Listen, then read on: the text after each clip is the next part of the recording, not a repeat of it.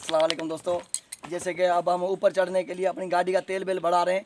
अभी गाड़ी वाड़ी सेट करेंगे, तेल बढ़ाएंगे, फुल पे रखेंगे ताकि फुल तेल पिए, ताकि गाड़ी हमारी पावरफुल होएगी, तो फिर ऊपर चढ़ेगी, वैसे नहीं चढ़ सकेगी।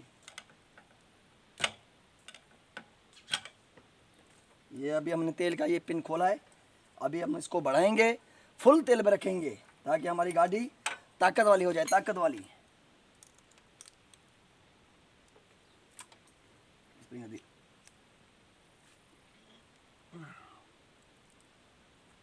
ये सिस्टम है भाई, सिस्टम तुम्हारा।